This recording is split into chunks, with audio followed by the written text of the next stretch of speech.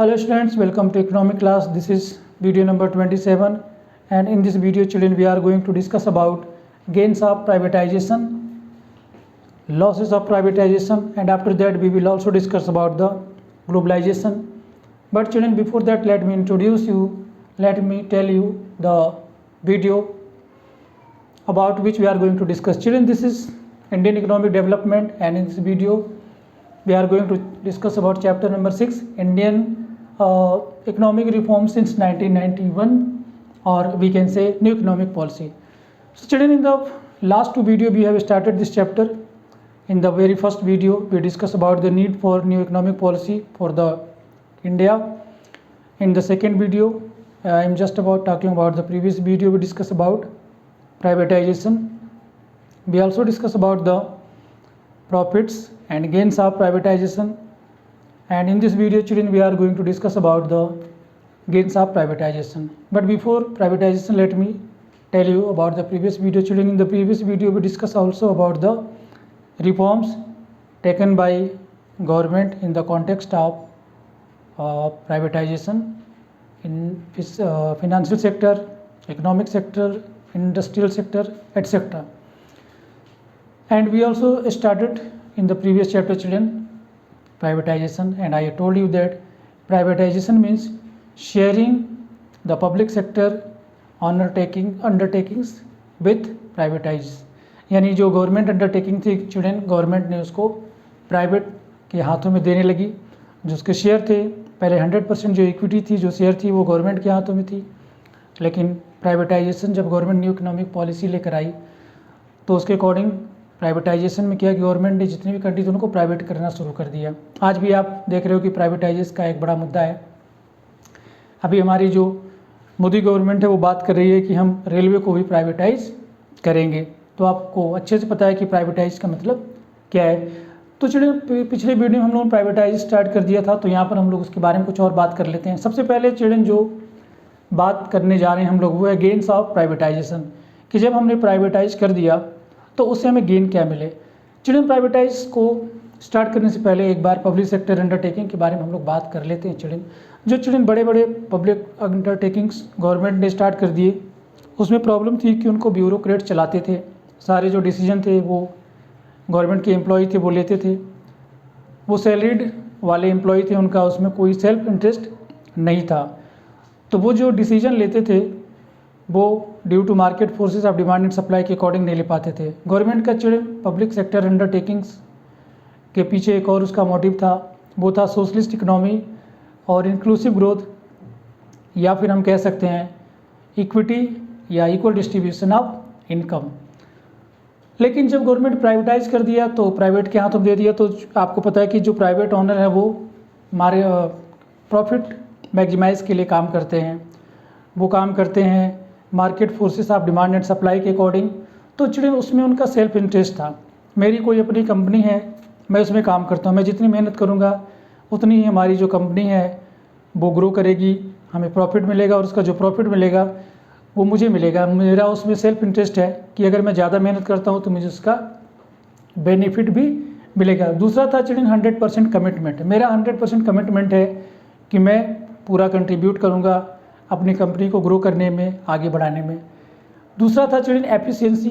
जब हमारा self interest है तो मैं चिल्ड्रन उसकी एफिशिएंसी से काम करूँगा, मैं उसमें कोई भी इनएफिशिएंसी के साथ काम नहीं करूँगा. मैं चाहूँगा कि जो हमारा कॉस्ट ऑफ प्रोडक्शन है वो कम से कम हो और हमें उसका जो प्रॉफिट है वो ज़्यादा से ज़्यादा हो. यानी हमारे जो खर्चे हैं वो कम होने चाहिए, लेकिन हमें प्रॉफिट उसका ज़्यादा मिलना चाहिए. इसने चिल्ड्रन इंक्रीज किया कंपटीशन को. पहले चिल्ड्रन हम प्रोडक्शन की पॉलिसी पर चल रहे थे, ठीक है ना, कि हमें प्रोडक्ट करना है, लेकिन अब हमने उसको कॉम्पिटेटिव बना दिया क्योंकि प्राइवेटाइज कर दिया तो कंपटीशन बढ़ गया. चिल्ड्रन, कंपटीशन में चिल्ड्रन जब हमने प्राइवेट किया तो चिल्ड्रन क्या हुआ कि बहुत सारे प्राइवेट ओनर्स आए पार्टिसिपेट करने के लिए, तो उनमें चिल्ड्रन आपस में कंपटीशन हुआ. जब कंपटीशन चिल्ड्रन होता है तो कट थ्रॉट कंपटीशन आपने सुना भी होगा. तो उसमें होता है क्या है कि हम अपने जो प्रोडक्शन है उसको इंक्रीज करने के लिए कॉस्ट ऑफ प्रोडक्शन को कम करना चाहते हैं और अपने प्रॉफिट को मैक्सिमाइज करने के लिए हम अपनी सेलिंग को इंक्रीज करना चाहते हैं. इसके लिए चिल्ड्रन हमें ज़रूरत होती है मॉडर्नाइजेशन की और अपडेशन की. मॉडर्नाइजेशन का मतलब चिल्ड्रन यहाँ पर है कि न्यू टेक्नोलॉजी हमें अडॉप्ट करनी है, ठीक है. नए तरीके से न्यू एम्प्लॉय लाने हैं, हमें R&D पर पैसे लगाने हैं ताकि हम नई टेक्नोलॉजी के बारे में सोच सकें, कंज्यूमर के बारे में जान सकें, हमें रिसर्च करने होते हैं, कंज्यूमर का फीडबैक लेना होता है, हमें अपनी जो प्रोडक्शन प्रोसेस उसको अपडेट करना होता है, ठीक है ना, कि पहले हम जैसे करते उसमें। और चिल्ड्रन फ़ायदा क्या हुआ, डाइवर्सिफिकेशन ऑफ प्रोडक्शन हुआ, ठीक है ना, कि जब गवर्नमेंट प्राइवेटाइज को इन्वाइट किया, प्राइवेटाइज को ऑनरशिप देने लगे तो अपॉर्चुनिटी इंक्रीज हो गई चिल्ड्रन।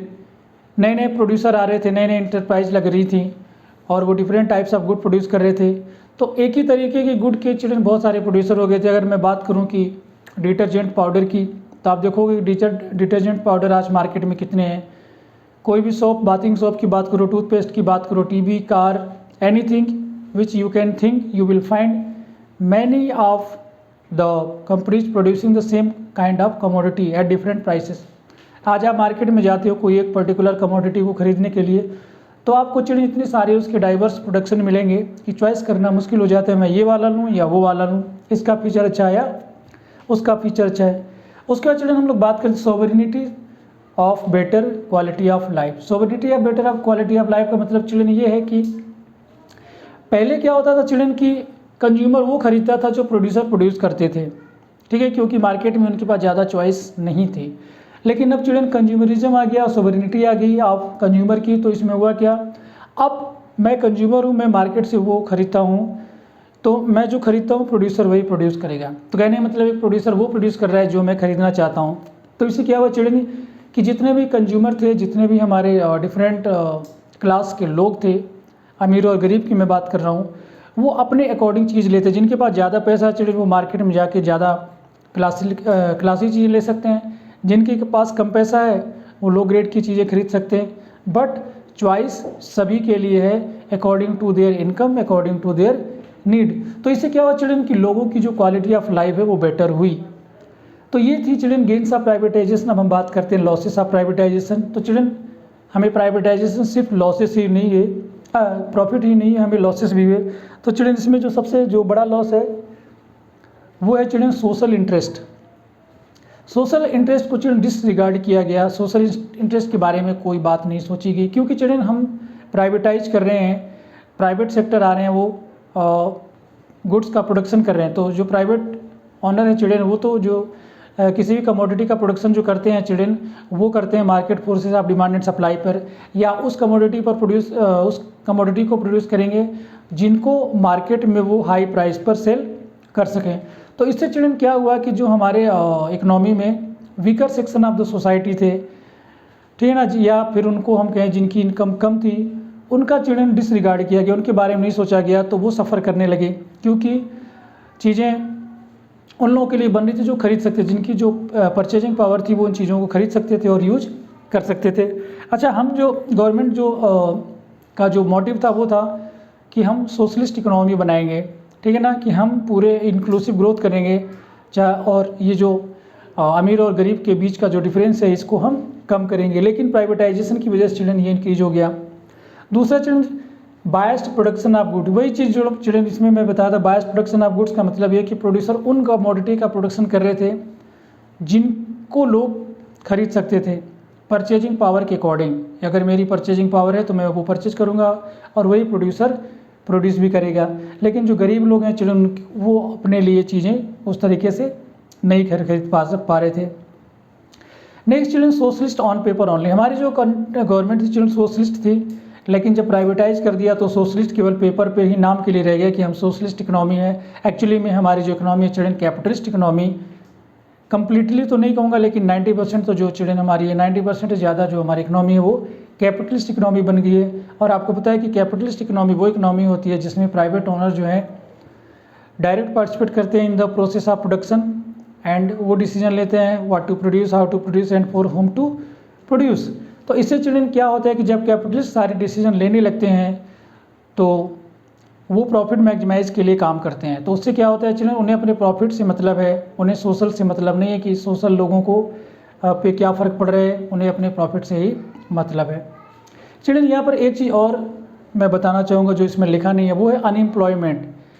चिल्ड्रन हमारी कंट्री में अनएम्प्लॉयमेंट की प्रॉब्लम पहले से थी, लेकिन जब हमने प्राइवेटाइज करना शुरू कर दिया तो अनएम्प्लॉयमेंट की प्रॉब्लम और तेज़ी से बढ़ने लगी। क्योंकि नए नए एंटरप्रेन्योर आने लगे, वो कैपिटलिस्ट लोग जो थे उन्होंने मशीनों से काम करवाना शुरू कर दिया। तो पहले जो काम 10 लोग मिलके करते थे वो एक मशीन कर रही है, उस मशीन को चलाने के लिए हमें एक आदमी की ज़रूरत है। तो हमने 9 जो पर्सन थे उनको निकाल दिया, अब वो 9 लोग जाकर जो है अनएम्प्लॉयमेंट बढ़ा रहे हैं, ठीक है ना। तो ये एक जो है मेजर प्रॉब्लम है, या हम ये कह सकते हैं कि ये इसका डार्क साइड है प्राइवेटाइजेशन का, कि एक तरफ तो हम ये सारे जो है आप देख रहे हो कि हमें गेंस भी हो रहे हैं, लेकिन दूसरी तरफ चिल्ड्रन उसका लॉस भी हो रहा है। तो जो गवर्नमेंट का जो मोटिव था फुल एम्प्लॉयमेंट, वो भी चिल्ड्रन फुलफिल नहीं हो पाया। तो चिल्ड्रन ये था second element of new economic policy. First हम लोगों ने डिस्कस पहले कर लिया था लिबरलाइजेशन, प्राइवेटाइजेशन को भी हमने यहाँ पर ख़त्म कर दिया। अब हम चिल्ड्रन बात करने वाले हैं third element of economic reforms 1991, इसका नाम है चिल्ड्रन ग्लोबलाइजेशन।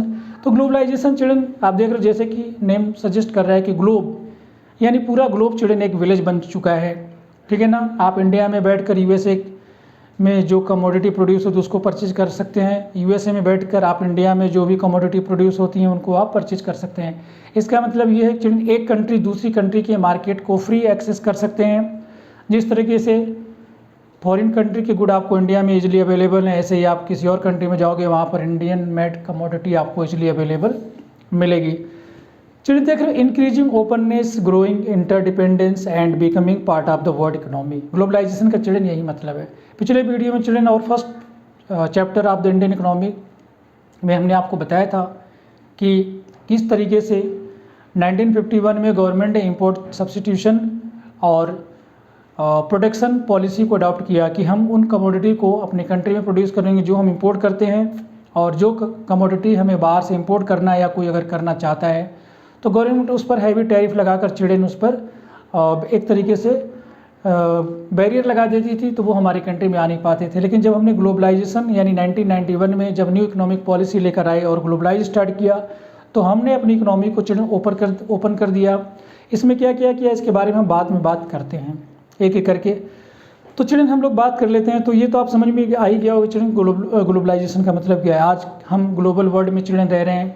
आपने देखा होगा कि आपके पास इतनी चॉइस है, आप बहुत सारी ऐसी कमोडिटी यूज़ करते हैं जो आपकी इंडिया मेड इन इंडिया नहीं है, वो मेड इन चाइना हो सकता है, made in Germany, made in France, made in USA, है ना।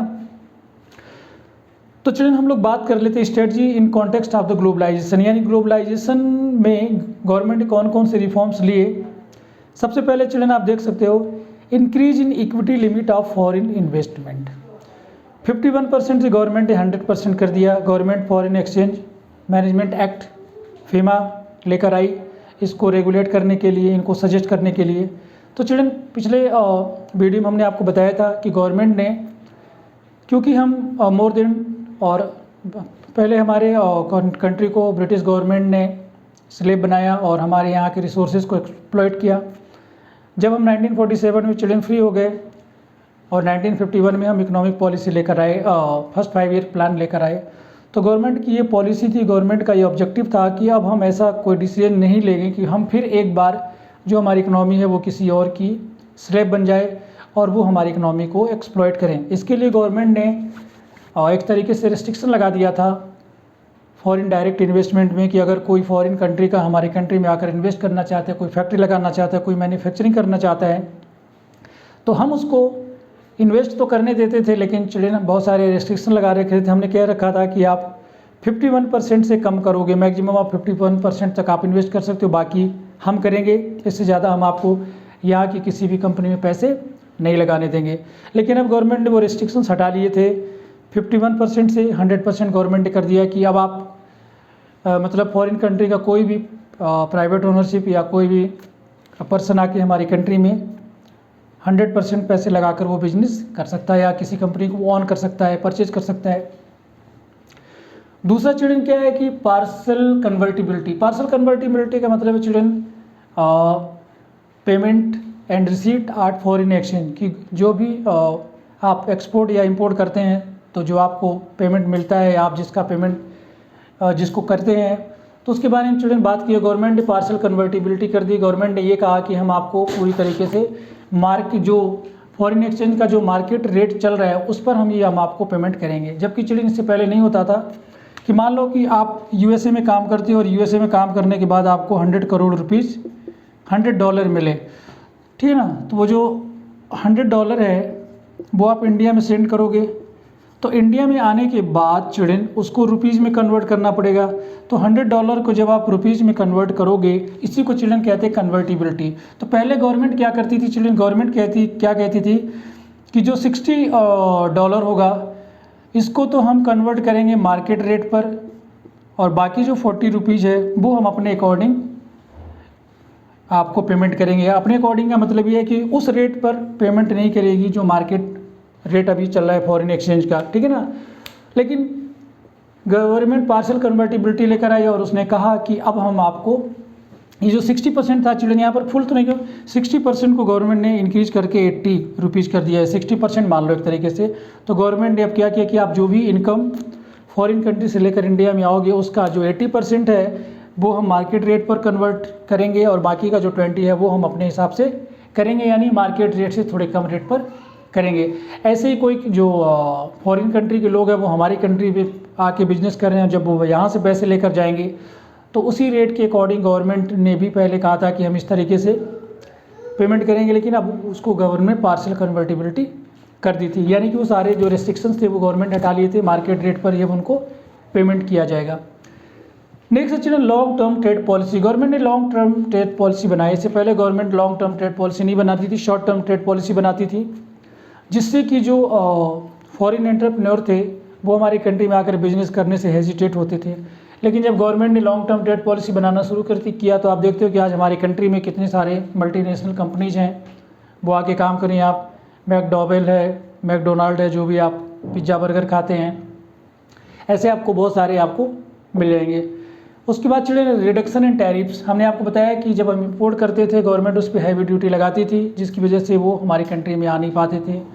गवर्नमेंट ने इसको रिड्यूस किया और अब तो चढ़ने एक तरीके से फ्री ट्रेड हो गया है, ठीक है ना, कि ऐसे बहुत सारी कमोडिटी हैं जो हम इंडिया से दूसरी कंट्री में ले जा सकते हैं टैक्स फ्री, और दूसरी कंट्री से इंडिया में ला सकते हैं टैक्स फ्री। तो ये trade barrier children more and less ख़त्म हो चुका है।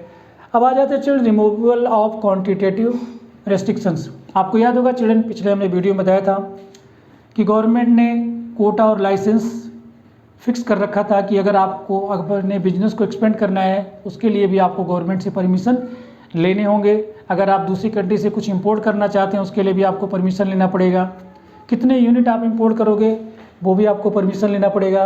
तो गवर्नमेंट ने इस तरीके के सारे रेस्ट्रिक्शंस हटा लिए, जिससे कि हमारी कंट्री में जो है टेक्नोलॉजी का इन्वेस्टमेंट, टेक्नोलॉजी का इंपोर्ट आसानी से होने लगा और हमारी कंट्री के जो एक्सपोर्ट थे वो बढ़ने लगे। इससे चिल्ड्रन जब हम अच्छा यहाँ पर ये जो ओपननेस चिल्ड्रन बढ़ी है वो इसलिए बढ़ी है कि इंडिया जो है WTO का मेंबर बन गया। WTO जो है आपको पता है वर्ल्ड ट्रेड ऑर्गेनाइजेशन, एक सुप्रीम बॉडी है जो वर्ल्ड के ट्रेड को रेगुलेट करती है, सजेस्ट करती है, ऑर्गेनाइज करती है, हेल्प भी करती है। तो जब चिल्ड्रन इंडिया WTO का मेंबर बना तो इंडिया को कमिटमेंट करना पड़ा WTO से कि वो अपने मार्केट को फ्री एक्सेस करने देगा दूसरी फॉरेन कंट्रीज़ को, जिसकी वजह से गवर्नमेंट को अपने जो रेस्ट्रिक्शंस थे, ट्रेड बैरियर थे, उनको हटाने पड़े। तो गवर्नमेंट हमारी कंट्री को फ़ायदा भी हुआ, लेकिन उससे चिल्ड्रन क्या हुआ कि अच्छा यहाँ पर एक और बात लिखी है चिल्ड्रन, देख सकते हैं आप, in India restrictions on textile readymade garments removed. Government ने जो टेक्सटाइल हमारा इंडस्ट्री थी या जो इसकी कमोडिटी थी, रेडीमेड आइटम और गारमेंट थे, इस पर जो गवर्नमेंट ने टैक्स लगा रखी थी उसको गवर्नमेंट ने रिमूव कर दिया। यहाँ से आप दूसरी कंट्री में ले जाके सामान टेक्सटाइल से या रेडीमेड से रिलेटेड बेच भी सकते हो और दूसरी कंट्री के बने हुए हमारी कंट्री में आने लगे। इसीलिए चिल्ड्रन अब हमारी कंट्री में आप देख रहे हो कि रेडीमेड गारमेंट का फैशन चल गया है।